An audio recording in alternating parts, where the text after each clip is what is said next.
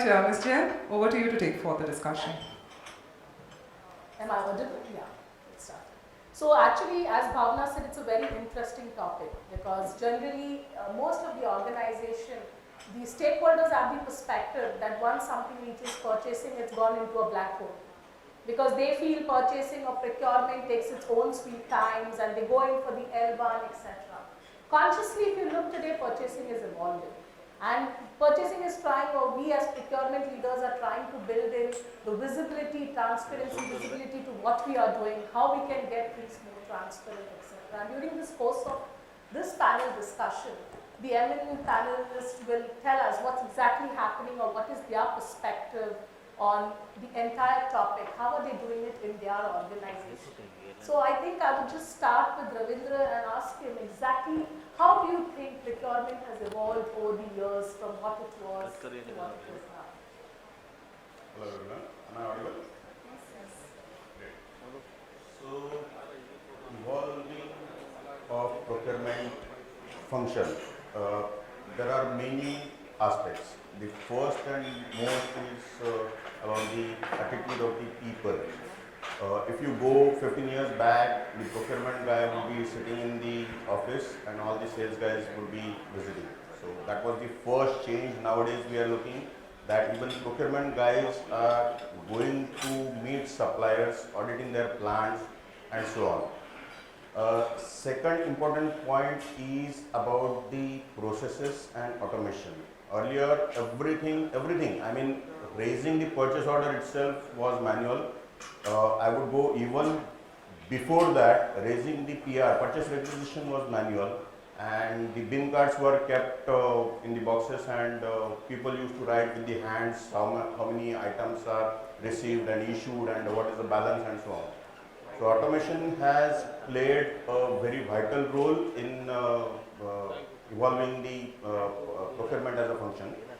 The third aspect is the change of management of looking at procurement in the sense that earlier contract purchasing was very little, everything was on spot, but nowadays people are thinking about the procurement as a function which will not only add value but also the security of supply is very important, because through contracts you can more or less have the security of supply, and thereafter people started believing that okay, if you go with the contracts you have the index pricing, formula based pricing and so on, and when there are years when everything is going up, all the procurement guys are happy, the management is happy, but the day or the year comes when everything is sliding down continuously.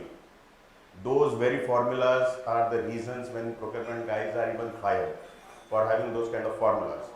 Now, then the balancing game came that you keep some part on contract, some part on spot and so on. The next important point is the lead time reduction that has happened over the years. I remember the Houston to Nhava lead time was around 40 to 45 days. Today, the vessel comes in 29 days. Even take a case of your import clearances. I remember the story of 95, I used to calculate 7 days, working days for import clearance. Today, I clear it in 12 hours on direct port delivery basis. So the things have improved a lot. There have been the process challenges which we have overcome as an industry. There have been very good support from the government including or reducing the lead times. Like if we talk about the bulk chemicals, there is a second chemical berth which has come up at Mahul Jetty. Even in case of your Nhava, the turnaround time of the containers has gone into minutes, which was earlier in days, and so on. So overall, it's a big, huge change over the period of years. Thank you. That was lovely, because as you said, the procurement officer or the procurement leader does not sit in his cabin anymore. He's out there, he's is interacting not only with the internal but the external stakeholders. So Anirudh, the next question that I would like to ask you is, how do you think the procurement team breaks the silos that's there? How does it act as a conduit between the internal and the external stakeholders to ensure that there is alignment and meets the goals of the organization? So I think first things first is, really what is procurement ethics? I mean, what do we do? Our job really is to be the facilitator between internal and external suppliers, internal customers and external suppliers, where we bring in commercial advantage. Unfortunately, in most cases, I think what most of us are guilty of is looking at that commercial advantage is only cost savings. It's not the case. And everyone's been there, done that now, and we're trying to go up the value chain. So a few things that I'd like to give some examples of that I've done and doing and have done in past organizations, where we've actually kind of broken those silos and enabled innovation, enabled change, so on and so forth within the organization. First thing is, we do a lot of, and I work for a bank, we do a lot of IT outsourcing.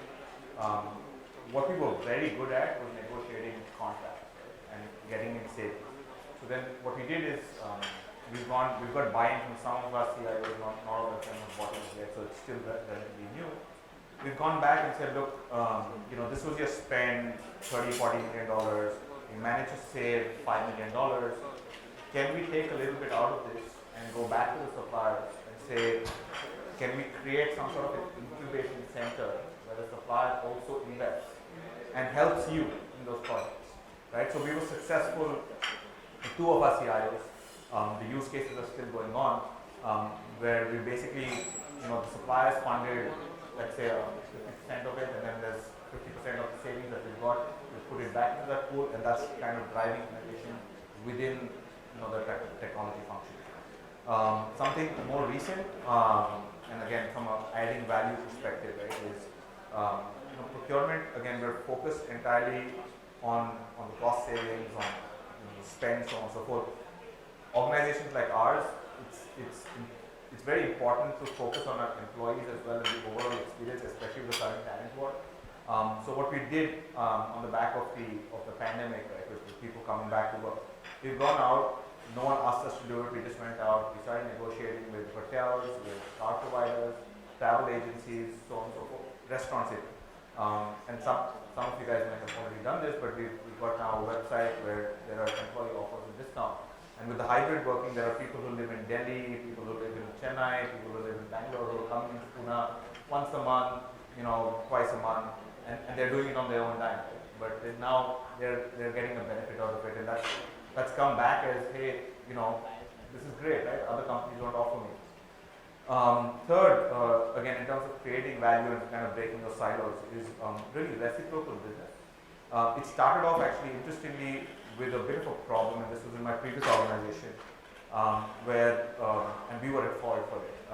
We weren't paying our suppliers fast enough. Right? Everyone knows how bureaucratic the accounts payable process can get. So we had vendors who came to us and said, look, I'm having cash flow issues, so on and so forth. So first idea was, look, we have a whole supply chain financing function. We're a bank. You have clients sitting here. We've created the problem, let's try and help them too. So it started there, and then that just took a different shape altogether, where the front office side of the bank started looking at all of the suppliers, the kind of business that we do with them, and said, let's go out, let's reach out to them, see what we can do in terms of reciprocal business. And over a period of time, that's actually led to a reduction in suppliers, stronger partnership, which is both ways, and then going from there. Lastly, I think the whole ESG side of it, right, or supplier diversity in itself. I think just again, you're breaking that silo of, someone asked the question earlier of it's probably a little bit more expensive to use a diverse supplier or something focused on ESG. True, that is true. But there's so much that they bring back, and so much diverse experience that they are able to bring in, especially to a large multinational bank like ours, more focused in the US to be quite honest than India. But you know, the ethnic piece, the LGBTQ side of it, the small industry, so on and so forth. From a social messaging standpoint, you know, we are kind of front office there of where can we go, how can we encourage small businesses, you know, people with diversity to come in and actually do work for us, and then overall it will be well. I said last thing, I'm going to add one more thing before I pass on. You know, the breaking of the silo, one is the internal and the external, right? What I've realized over time is, especially as procurement is on this whole transformation journey, I think the more important part is breaking the silos within than outside. So, you know, one is cost negotiation, but this internal negotiation to get buy-in, to try different things. This innovation piece that I spoke about was one of them. But you know, sometimes departments themselves are working in silos, and one doesn't know what the other one's doing. And US procurement actually have that bird's eye view of who's doing what, right? So if someone's using a technology that's doing really well, so for example, low code, no code, which is the new big thing. We've signed up with a vendor, doing fantastically well. One business line, another business line wants to do low code, no code with a different vendor. And then we had to kind of get them to talk and say, look, there's already a relationship, maybe this one's better than the other, but why don't you guys have that conversation so that we do this the right way? Right? So that's kind of been my.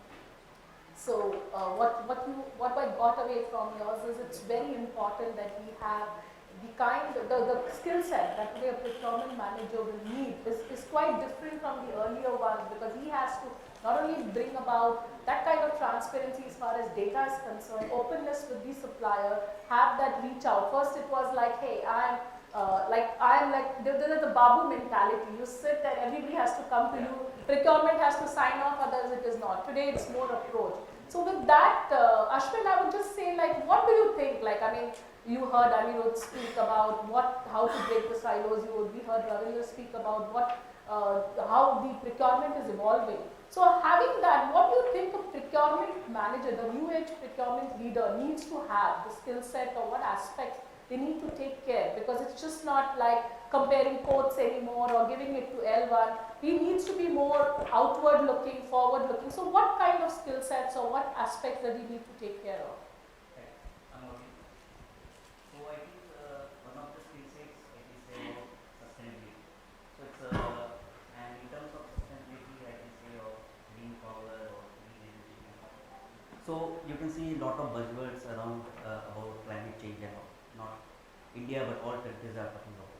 And its discussion, deliberations are going on the various issues and how to tackle those issues. Some of the companies has taken the initiative. You heard about carbon neutral commitments, net zero targets, or some of the companies are thinking about RE100 or renewable energy initiatives.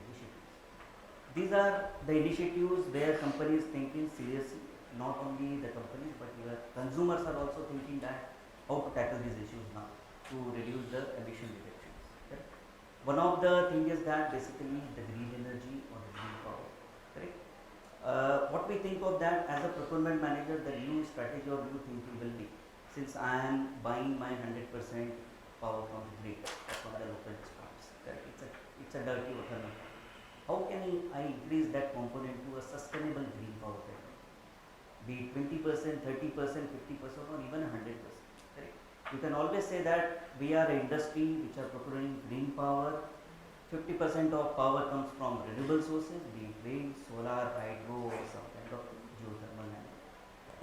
On those initiatives, we have developed a lot of those projects in US and Europe, close to 5,000 megawatts, and we are supplying such kind of powers to all large multinational companies, data centers, IT, this kind of things.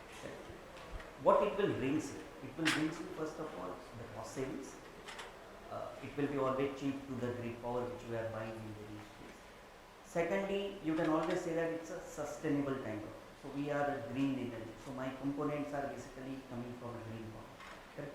So this is a kind of new age thing which we taught, which is fast developing in India also. There is a lot of policy support from government also, as India has taken RE targets also close to a 500 gigawatt by 2030, And this is one of the component which Honorable Prime Minister also thinks that industry should also come forward and try to procure green energy as much as possible. Rather only the state discom or NTPC kind of thing who should come and give the power. So we think that this kind of initiative will always have a sustainable thinking within the industries also, and we can always say that this product is sustainable.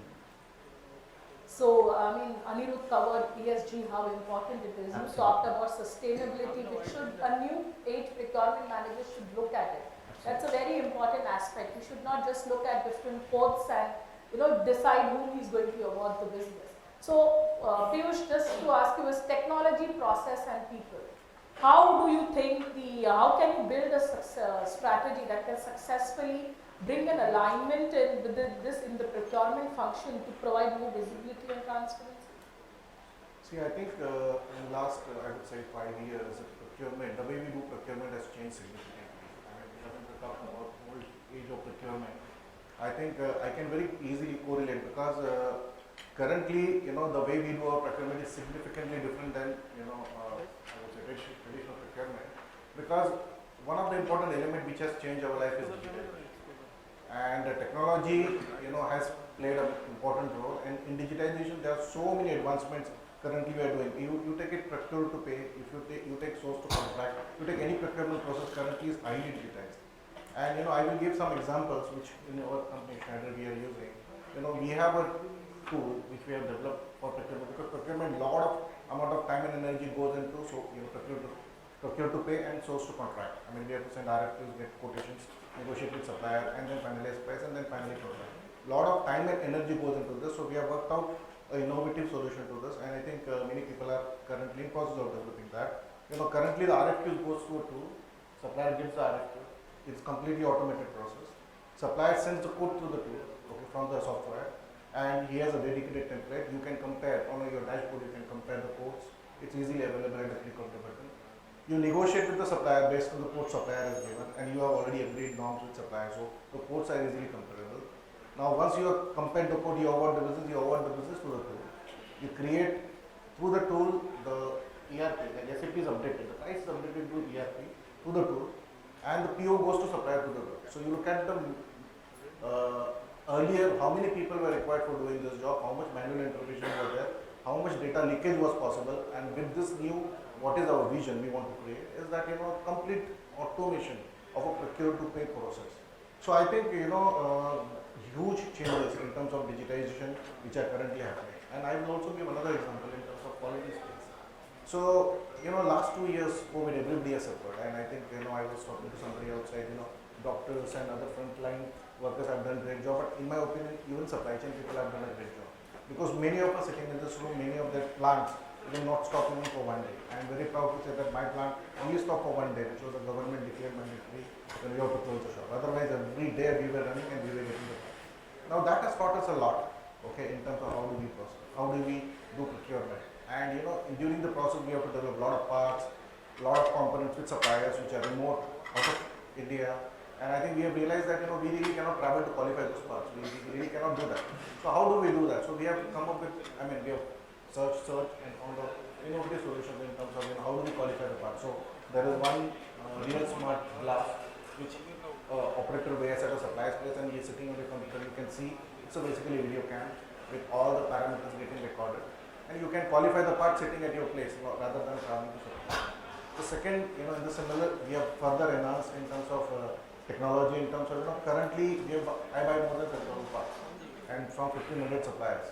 So it's huge complex supply chain, and it is practically not possible for anybody to manage this kind of supply chain. So, and particularly quality parameters. So we have worked with a company where they have developed a solution for us in which all the CTQ, that is critical to process and critical to quality parameters currently are being online monitored. So there is a software which supplier buys, there is a setup which he had to do. But he now, he can be in any part of the world.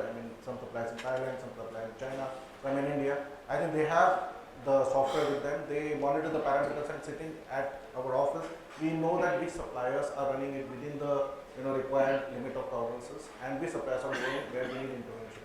So I think why I gave this example is to tell you that the technology has significantly changed the way we do our procurement. I mean, I remember, for my kind of a business, I manage more than 1.1 billion, around 10,000 crores worth of business. Currently I manage a team of around 80-85 people. Okay, this includes some people doing global role for Schneider in India. Now it is significantly different for such kind of paint, this such kind of complexity in suppliers. The number of people have changed. What does that mean for the second question is on the people? The skill set required for the people have changed. The skill set which were required for procurement 5 years back and skill set required today and skill set required 5 to 10 years down the line would be completely different. And if we don't accept that fact, we are fooling ourselves. Okay, and I'll give you an example. Currently we are working, we are a very complex organization, so we work in 29, 30 ERPs globally. There is huge amount of data we generate because 165 plants, so data generation is significant. Now the data is not in sync. So what do we do? And everybody starts generating their own data, then we are, I think we have oceans. So we are working on a concept of data lake.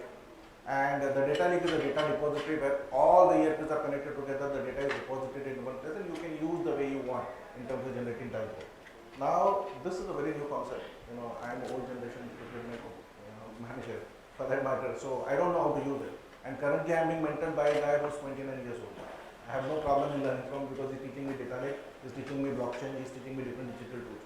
And I am upgrading myself because I want to be ready for next 5 years. And I think this is what many people in organization do.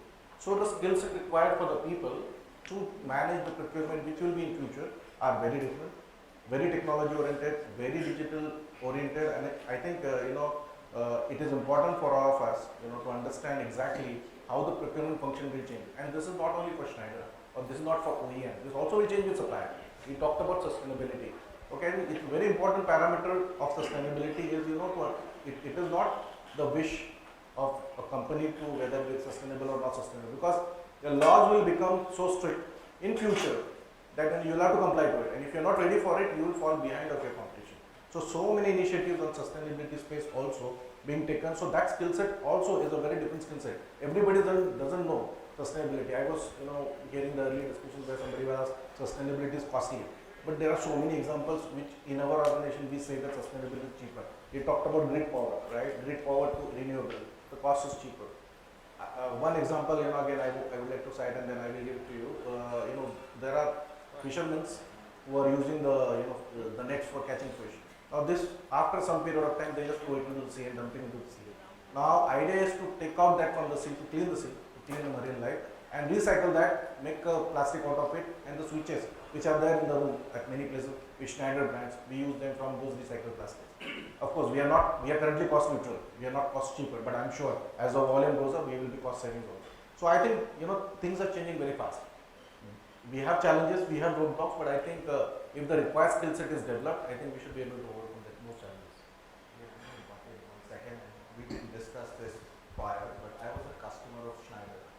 And I have to say, during the COVID time, we were setting up a real estate consolidation in Chennai, plus we were getting UPS out to all our staff. One of the key reasons we took the decision to go with Schneider, despite it not being L1, was the confidence your sales guys had on the supply chain. And barring 1 or 2 hiccups, I think we managed to deliver UPS to every employee's house across the country, right? Like people go in villages and everywhere else. Schneider managed the whole thing for us. So thank you. So that's quite mutual admiration out here. so as I think Piyush spoke about technology, processes, etc. Dr. Rajat, we understood from them, from the discussions that they had, all this, the technology, process and people are very important to give us visibility of what's happening in that chain, right? So why do you think this entire transparency has now become so important in the procurement process? Yeah. I hope I am audible. See, to address this particular thing, if you all allow me, I will take you to my type of industry, because I represent a company called Telecom, which are into telecom infrastructure, which is a passive infrastructure. That is, we built up telecom tower, and the telecom operators come, they use our tower as a tenant, and the telephony signals are coming to your mobile phone. So we are basically the owners of telecom passive infrastructure. So to address this particular transparency thing related to my type of industry, I'll take you through the procurement practices, what we are doing. See, the transparency, particularly in the procurement, whether it's my type of industry or any type of industry, has become essential now. Those days are gone when the procurement practices were considered to be very confidential. The rates not to be disclosed. They are very confidential, and everything. Now, the products and the commodity what we are procuring has become very open in the market. Right? The products and commodity what we are procuring, they are very standard, like a proprietary, because our RFQ, our specifications, our procurement practices are basically adopted by our competitors also, and the rates, commercial terms and everything are very much known to us, what our competitors are doing or what we are doing. Even competitors know what we are doing. So basically the commercial terms, procurement rates, commercial terms, warranty terms and everything has become irrelevant now. People are now focusing on the quality and the brand. So the benefits what organizations are getting are majorly five, which I'll just tell you. That the very first thing is the customer assurance and the brand loyalty. That is basically a parameter which is related to the transparency. The second one is the better and stronger business partnership. Third one is the improved industry practices and gain competitive advantage. Fourth is gaining investors and business partners by adopting the procurement transparency. Last but not the least is attract and retain talent, improve employee engagement. So basically these five parameters are very much related to the procurement transparency, and the organization gets benefit in terms of the all five parameters. That is my opinion, and basically to our type of industry, I am just giving an example of my colleague who is sitting beside me, the president Mahindra and Mahindra. We are also buying our telecom DG sets from Mahindra, and we are buying only from Mahindra and Mahindra. Reason is that there are plenty of other manufacturers also in the country who are supplying telecom DG sets. But we are only buying from Mahindra because that is the brand loyalty what Mahindra and Mahindra and our company have established. Aishar is there, Ashok Leyland is there, there are many, Escorts is there are many DG suppliers, but we are only buying from Mahindra and Mahindra. The RFP is same for my DG sets, but rates are also same, but the brand loyalty and the satisfaction what we are getting because of the transparency between Mahindra and my company, that is the one. So the adherence to a typical product and the brand loyalty is the main benefit which I feel that because of the procurement transparency is the biggest one. So Ritesh, as Dr. Rajat spoke about the brand loyalty, etc., and the relationship that they have with your organization. So what processes do you think you all have built or needs to be built to make your process, the entire procurement process, very agile and friendly? So what are the processes that you think you have built within your procurement team and functions? First of all, I would like to thank Dr. Rajat for being such an esteemed customer of ours and being loyal to our brand, and I would like to thank you in that. And let me say that gives me a lot of confidence to be sitting over here and somebody is appreciating you, right? So coming to the point of processes that we have built in from the agility perspective, first let me give you the background. So I am from an automotive organization. While we do gensets also as a business, but that's a different vertical. We have farm sector as a vertical, we have auto as a vertical, and as a purchasing organization, we are common to all the three sectors as such. So given the background of pandemic, so pandemic has exposed all the sourcing theories that we had. So we would like to go to China for cost saving, and we've seen how we've been affected by China. We've been doing so many things. We've been doing single sourcing strategies, and that also has affected us. So a lot of theories have got undone in the last 2 years, and anything and everything which could have gone wrong has gone wrong in the last 2 years.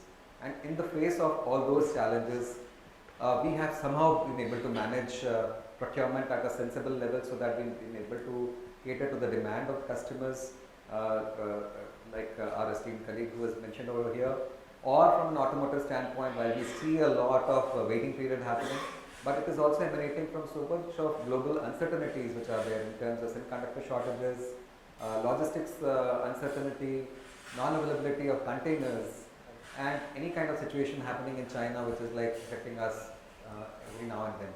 In this kind of a background, agility becomes very important. Now when we talk about agility, there are two parts of agility. One is responding to it when something has happened. The other one is anticipating an issue and then reacting to it before it affects you, right? So in the face of these kinds of two situations, the most important factor is the collaboration between different agencies. So we have agencies in the form of customers, wherein our demand has to be met. The second one is the supply chain part of it, who are the customers to the manufacturing organization. And then we have the engineering, and then we have the sales people, right? So collaboration is key between all of them when a situation happens. So you are supposed to be quick to react to a situation and come to a solution wherein sales people are informed that this is what you can sell and you need to market that. The second kind of a situation is how do you anticipate an issue and react accordingly. In this kind of a situation, visibility is the key. And for visibility, we are talking about visibility to the extent of tier 2, tier 3, as to what is happening at the supplier end, what is the part availability at their end. If we are able to see it much in advance, then we can anticipate our production to that extent and manage the variations between the model mix that we want to do so. Now to do that, what is most important is the digital enablement part of it. So this is something again what has happened in India. Probably we have been able to accelerate on the digitization part of it. The way we've done it on the fintech side or on the supply chain side, nobody's done it before, right? The acceleration has been huge, and India has been very fast in adopting the digitization on this extent. But the digital enablement actually helps you to gain visibility into the supply chain, and as an automotive organization, we are working very hard to increase the visibility to that extent through this digital enablement. I'll come to another part of it, which is the sourcing part of it, which is another area where we need to be agile so that we are in sync with the market. So we need to be having a high speed to market. So basis the market demand, we are supposed to roll out the models as fast as possible. So herein comes the process of procurement to pay, or we call it in the automotive organization as SOR to VOB, which is like statement of request or an RFQ to the vendor onboarding and the development.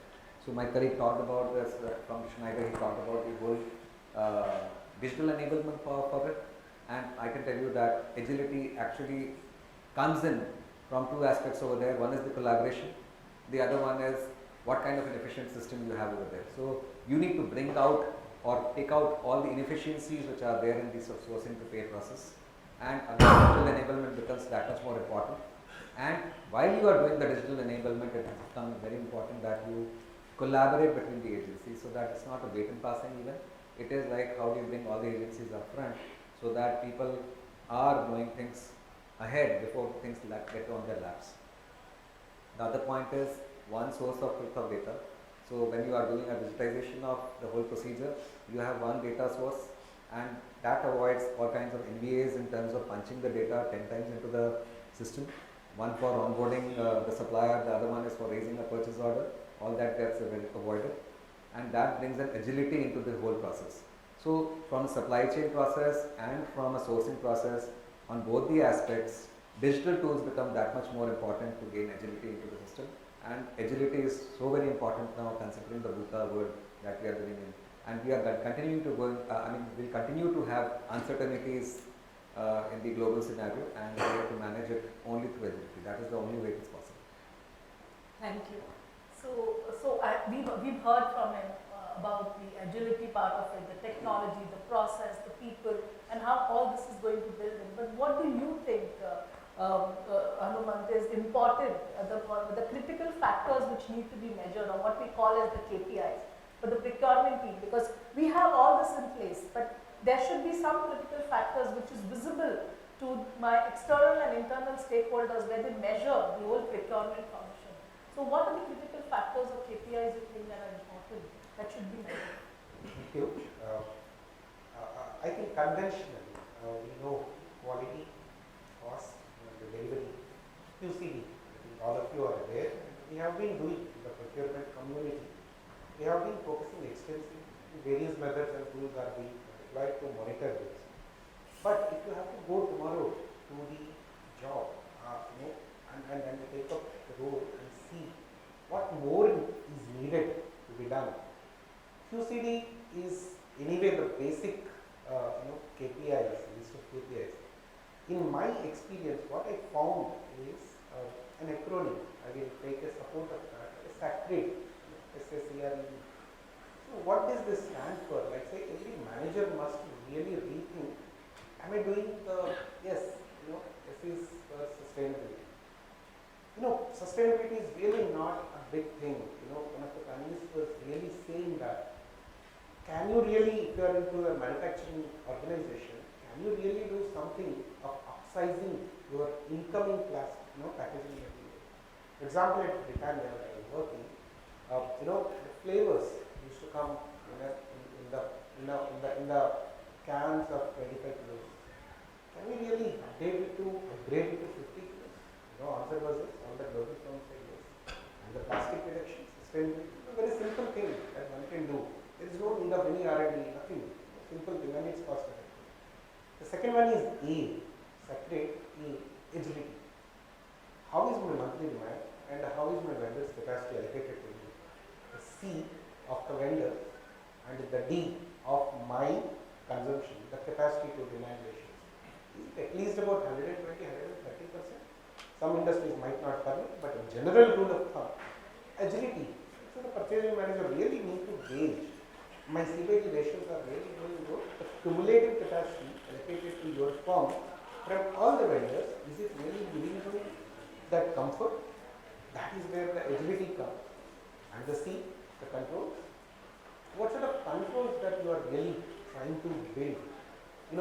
Out of my experience, I worked with almost all the auditing firms over the years and years of procurement. There are about 48 to 50 controlling measures, right from the simplest one that we all know. Like the same day, the same purchase order is going to have two different prices for a given material to the same vendor. It's an objection, it's an exception.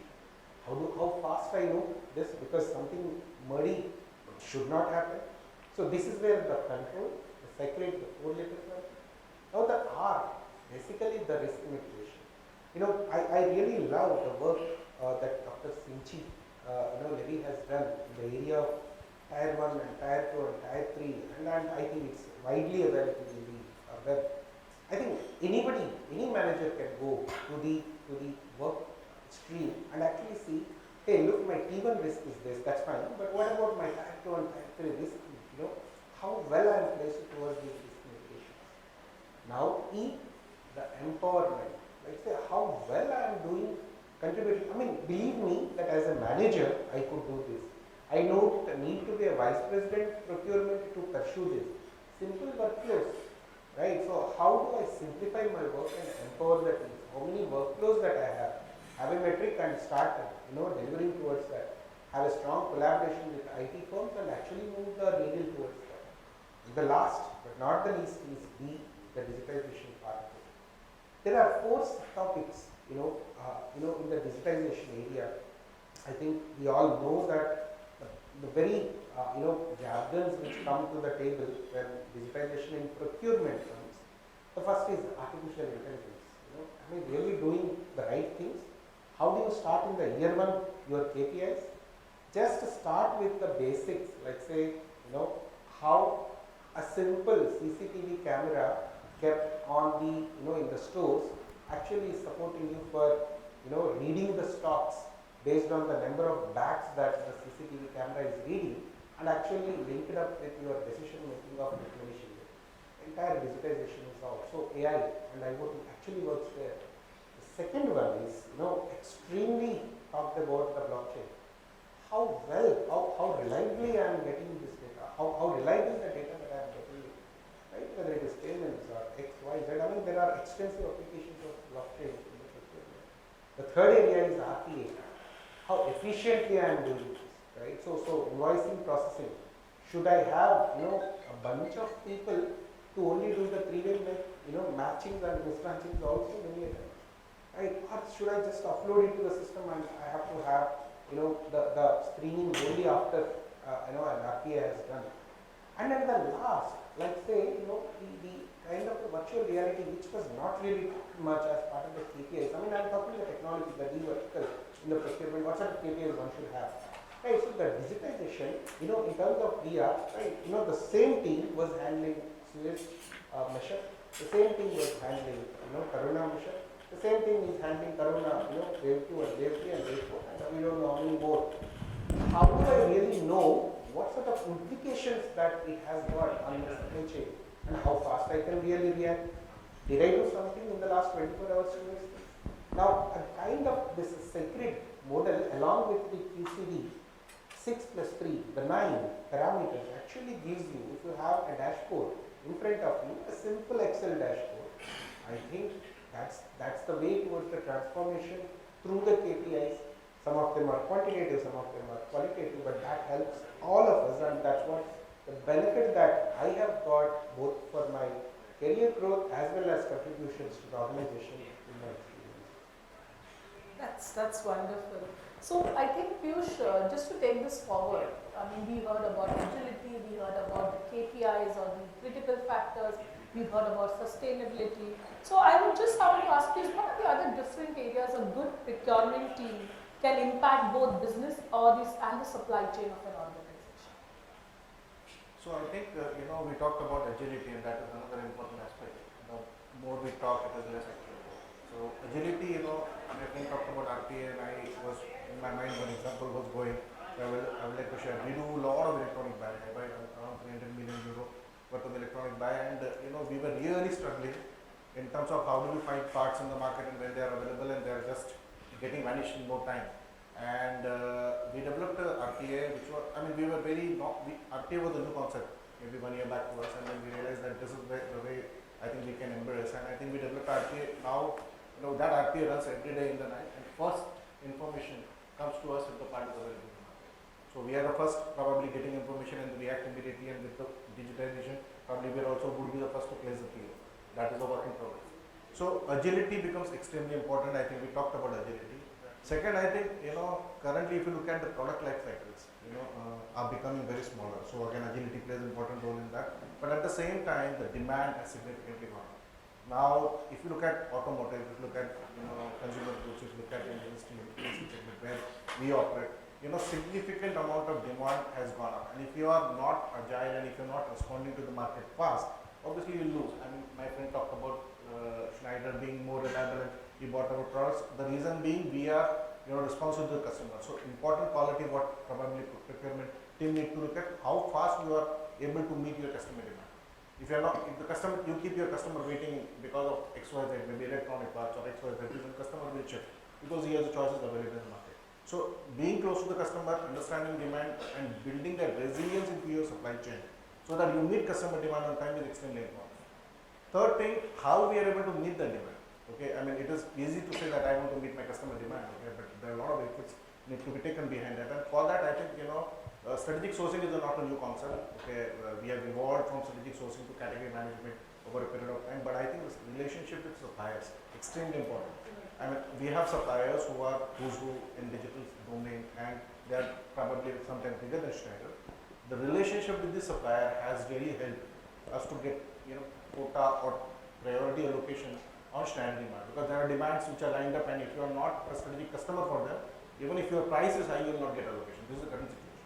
So, it was not a price game, it was a strategic relationship with the suppliers. So, in my opinion, we build a lot of strategic relationship initiative with the supplier, which has really helped us to meet our end customer demand. And probably I would say last but not the least, I think we are significantly changing. So we measure ourselves in Schneider under stride. So sustainability becomes extremely important. Now this is a topic in which probably Schneider is really very aggressive because we are an energy management company. So in energy management it's extremely important to be sustainable, and not only sustainable by yourself but sustainable in your upstream and downstream supply chain. And I think we are working both upstream and downstream. All our customers, Google and Microsoft, the first requirement is okay. One is definitely commercial offer, technical offer, but the next is of course for sustainability, environmental sustainability. So we have to also work very closely with our suppliers on sustainability, and I think there are so many initiatives currently we are doing. I will not dwell more into that, but I think these are the qualities and the processes and the skill sets which are changing the procurement, as I said, and I think very important for us to keep in mind. So one important aspect that Piyush talked about is category management. So procurement actually has walked the path, has walked the journey from tactical sourcing. The new buzzword was strategic sourcing, where we said, hey, there was a bifurcation. This is not a part of strategic sourcing. This is tactical and strategic. And now I think most of the organizations are walking the path of category management. So Ritesh, my question to you is, what do organizations need to do? Because there are verticals being formed at specialized categories, and there will be specialized procurement managers. So the organizations which have not walked the path, what do you think is important for them to have to walk that distance of category management? Since I am representing an automotive organization, what I've seen is in the automotive industry as such, purchasing has attained a level of maturity till now. And most of the organizations, purchasing organizations, are structured around categories. So all of them have, and these categories are structured around the processes that they do. So it could be sheet metal, it could be plastics, it could be engine, it could be electrical, or it could be castings. And that's how they're structured. Some of them could be structured around the aggregates that they are being done. So that's how is the categorization happening. Now what are the benefits of category management? If you look at it, when you are structuring an organization into categories, what you're doing is getting a bunch of people to look at the same process day in, day out, and explore the potential around that particular category in terms of cost management, getting into the aspect of the right sourcing, and the third part of it, how do you do the spend management part of it. In trying to do all these, again, digital tools become very handy. And when you are talking about the digital tools, these digital tools help you to categorize the parts and make the spend that much more visible to you to start acting on every part that is there in your category.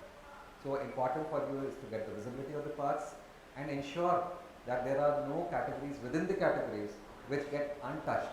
When I am talking about untouched, it is in the form of exploring cost reduction potential, exploring right sourcing, and all those kinds of techniques which are required to ensure that you are managing the spend in an efficient manner.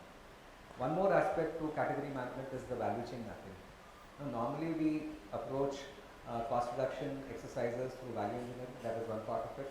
The other one is negotiation with suppliers in the form of spend increase which has happened over a period of time, or it could be through the tools of negotiating with the supplier on the basis of share of business. The other aspect is the value chain mapping. When you do a value chain mapping, you are able to actually find out all the hidden costs which are there throughout the value chain. And through this value chain mapping, you are also able to then study the process fully and then say which are the kind of processes which you need to cut out, or which are the kind of processes wherein also you need to get in, so that you ensure that there is no risk to the commodity as such. So if I am buying out a part and I know that there is a tier 2, tier 3 part of it which is going to come from a single source, and I am going to have a capacity crunch coming from that tier 3, then you start working on that tier 3 source also to ensure that you are capacitizing and ensuring that there is no risk to the commodity. So hence category management becomes that much more important from these three elements. And the fourth element is the risk part of it. You need to de-risk your spend. So when you are de-risking the spend, you ensure that one is the spend de-risking through the visibility of the tier 3, tier 4 or the value chain mapping part of it. The other aspect is how do you eliminate the thing and ensure that any geopolitical effects which are happening on that particular category, you are ensuring that the entire, you're probably trying to juxtapose the geopolitical scenario on the eliminated tier 2, tier 3 to ensure that anything which happens on the geopolitical scenario, you come to know of it in advance and take actions upfront to ensure that the risk is eliminated. So these are the aspects of category management which are required from any procurement professional or a purchasing organization to ensure that your spend is managed efficiently and you de-risk the spend to that extent. So, this part of category management that Ritesh spoke about and Piyush spoke about, actually this is a journey, and journey is, as we termed them, transformation. Those are the buzzwords or the key words that people talk about. Oh, our organization is undergoing transformation, and I'm sure you we discussed about it, supply chain and purchasing transformation. So in handling the transformation, what are the processes or what are the important technologies that you looked at, when you handle this entire transformation, this journey of moving from X to Y? See, in supply chain management, there are 4 major pillars: demand management, supply management, customer service management, and logistics management. Now, if you see transformation from earlier purchasing management to the supply chain management, more or less 2.5 or 3 parts were already with the purchasing. The purchasing guys were doing the material balance, which is a planning function. Purchasing guys were looking after the incoming logistics and inventory management as well. So what is important is the purchaser had to acquire the training and get acquainted with the customer service function, because that is, I would say, from the old attitude to new attitude, it is exactly opposite. Purchasing हमेशा दादागिरी करते थे, आज की तारीख में, but earlier days it used to happen, and the customer service function is exactly damn opposite, exactly opposite. So they had to learn this, and if you consider the spend-wise processes, raw material or the purchasing function, the logistics function, these two in the entire supply chain constitute to more or less about 90% of your cost. So naturally the purchasing function got elevated to the supply chain level. So with this, lot of understanding and rearrangement in the system were done. Purchasing function, the sales function, they were only doing the function by themselves, only purchasing, core sales, their planning activities, demand forecasting and material balance activities. Everything was taken away from them, and then the role came up of a supply planner. So these supply planners started working with the demand planner was working with the sales guys, and all in all, the function came up like the sales would give the forecast, the demand planner would validate it, the supply planner would churn that into production planning, and in turn production planning would give you a purchasing plan. Demand planner and supply planner both together were taking care of the inventories as well. So the entire function, the purchase function, the sales function, they all, जैसे Russia का हुआ, जैसे हमारे यहाँ India में अलग अलग states हुए, Chhattisgarh, Uttaranchal and so on. Likewise, the functions got broken away with keeping their core responsibilities together, and the functions which were not considered so important got the importance through the roles of supply planner and demand planner, because demand validation and supply planner jobs today are very highly demanded jobs. So Ravindra just spoke about Anirudh about the 4 pillars in the entire transformation process, and no transformation even within the procurement is incomplete without using data and technology. How do you data mine? What kind of data or technology would you use to build in transparency and visibility in the entire procurement function, the end-to-end procurement function? Slightly unconventional, excuse me. But technology, there are different flavors of it, right? You get so many tools out there doing so many different things. I think the 2 biggest impediments to this buzzword that we've been hearing through the day, right? AI and ML, are really natural stupidity and human unlearning. right? So, and what I mean by that is really when we look at our organization, the people, process, technology side of it, right? We are focused on the technology side of it, but we need to somewhere look at the people side of it as well. And you know, you get in technology, it can do so many things, but the mistake most of us make is we believe that the technology will come in, and someone said it in an earlier panel, and it has a magic wand and it's going to change everything. That's not going to happen, right? So what you've got to actually start doing is looking at your people, and when I say people, I'm just not saying hiring, that's important. You know, often as a procurement manager, you have a bias towards someone who's brought in savings or has done some fantastic negotiations or creative negotiations. But your team needs to be comprised of the right people, right? So there's got to be people who understand data, who are able to visually represent data, to analyze that information, so on and so forth. So that the composition of that team is extremely important for you to be able to use the data that you're getting out of the technology to then go back to the business and say, look, this is what's going wrong, this is what's going right, this is how we should be doing things differently, so on and so forth, and sell that story.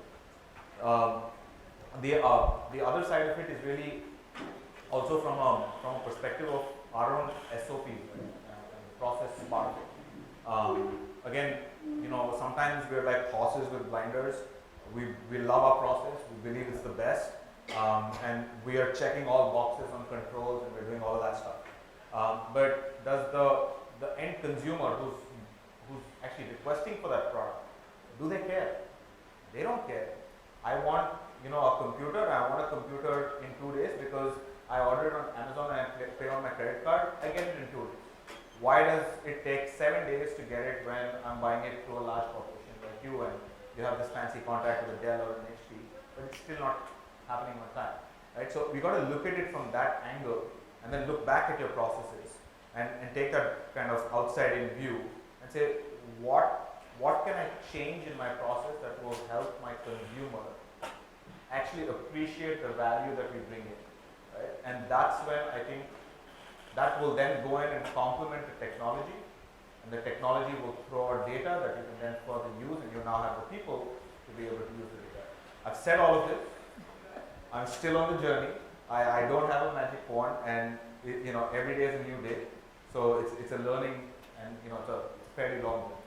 Yeah, so you were right. We always try to substitute people with technology. To a certain extent, yes, we can, but I don't think we can completely remove or eradicate the human factor. So with this, I would like to ask Hanumat a very important question. How do you map out, how would you say a procurement person step by step the journey would be? Because we cannot remove the human factor from procurement. That is a very important aspect. So how would you map out so that, you know, there is a lot of not only visibility to what the team is doing, to what the person is doing, as how important his job is for the steps, and also how does he bring about this kind in the transparency visibility to the organization? What I feel really is, you know, one has to really have a purchase and procurement strategy first. I think every organization, it could be a very simple 4 pillars, let's say, as the way that I said, supply, you know, quality improvement, deliveries, and maybe sustainability. I mean, some 3-4 areas.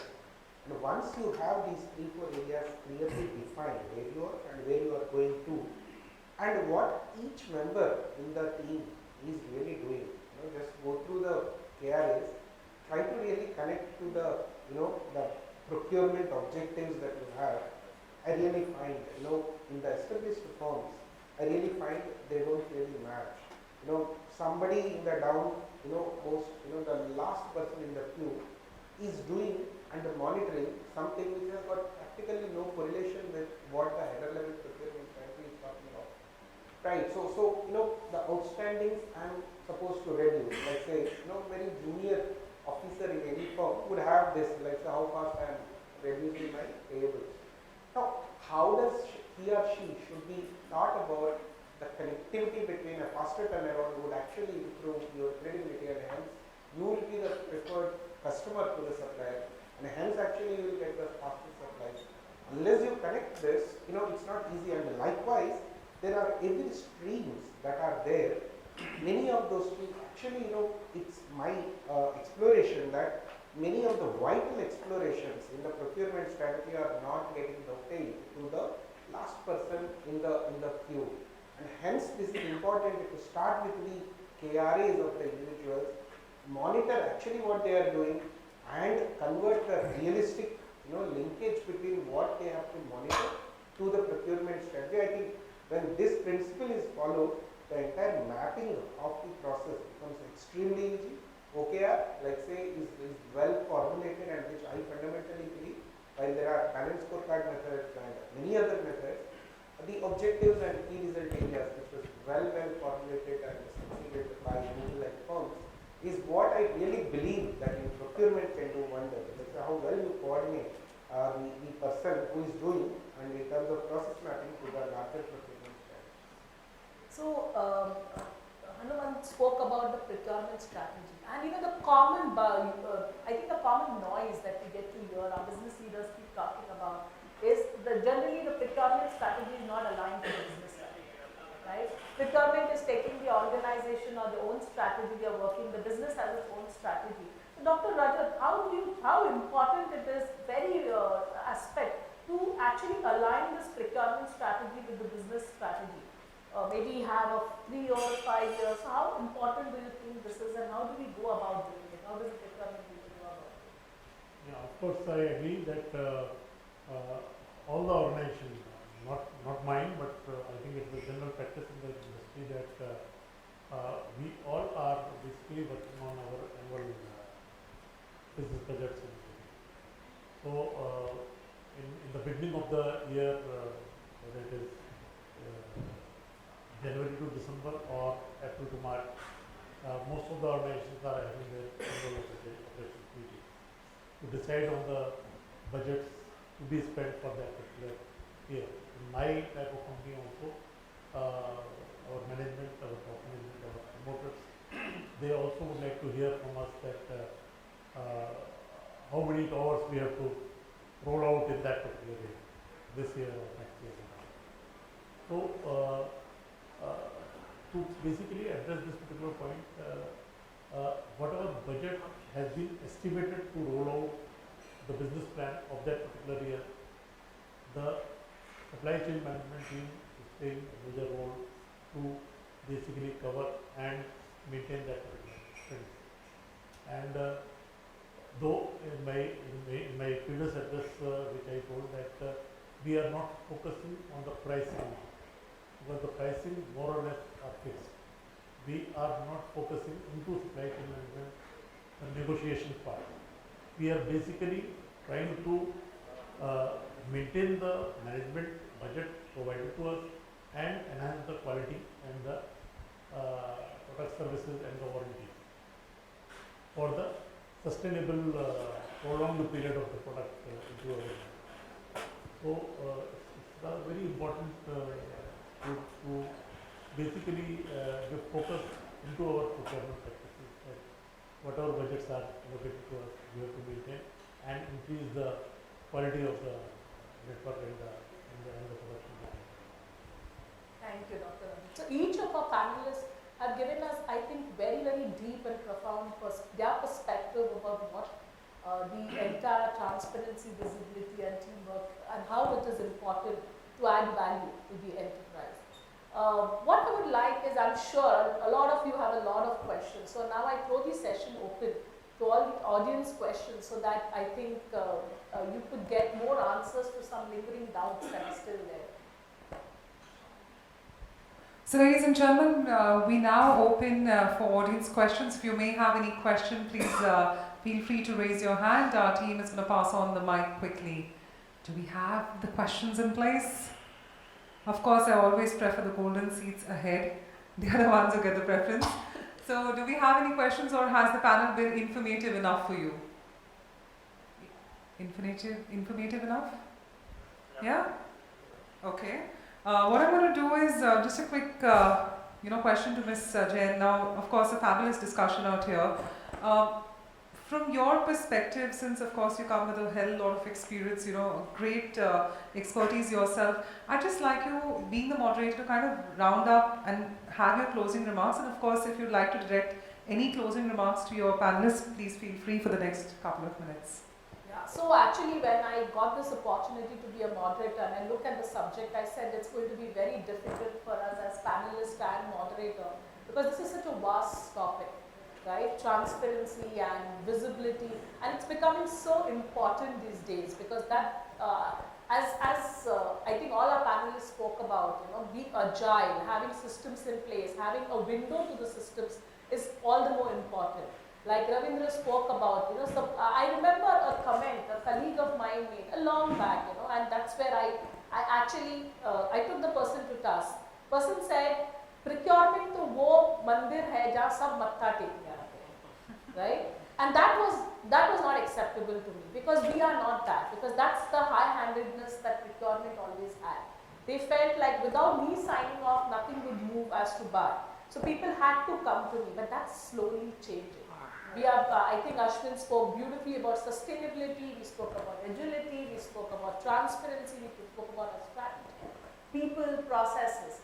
And when I had to moderate the session, I spoke to each panelist before, and we were trying to actually get it as to what we would like to be concise and cover in this, so that we bring a proper perspective, and I hope it has been helpful to you all. Absolutely. Ladies and gentlemen, with this, let's give our panel a huge, huge round of applause.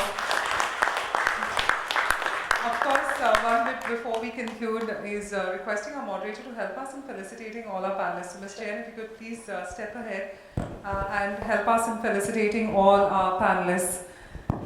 So, ladies and gentlemen, first up, we'd like to thank Mr. Ravindra Gadre, the Chief Procurement Officer in SCM, Apcotex Industries Limited. Thank you so much, sir, for your valuable time.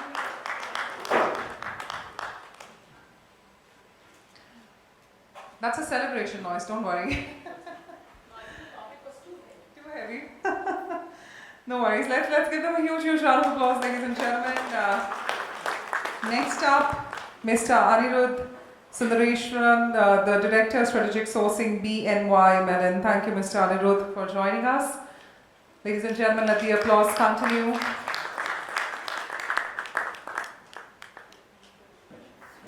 Next up, Mr. Ashwin, AVP and Head of Commercial Office India, Enel. Thank you, Ashwin. Of course, Anirudh is with a photo. We now request Mr. Ashwin to join us. Ladies and gentlemen, let the applause continue.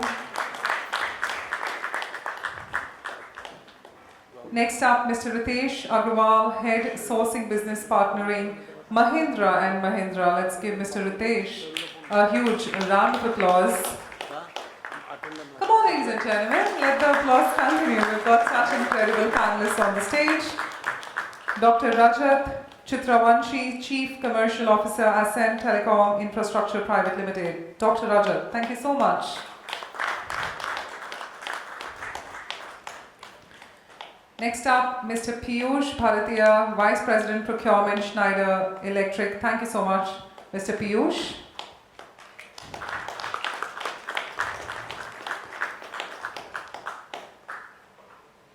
Mr. Hanumat Sastry, Vice President Procurement, VIP Industries Limited. Thank you so much, Mr. Hanumat, for joining us today. And ladies and gentlemen, as Mr. Hanumat gets felicitated, let's give him a huge round of applause. Of course, the loudest round of applause for Ms. Jain, Sourcing Director, Corporate Indirect, Purchase India and South Pacific, Cummins India Private Limited. Let's give her a huge round of applause.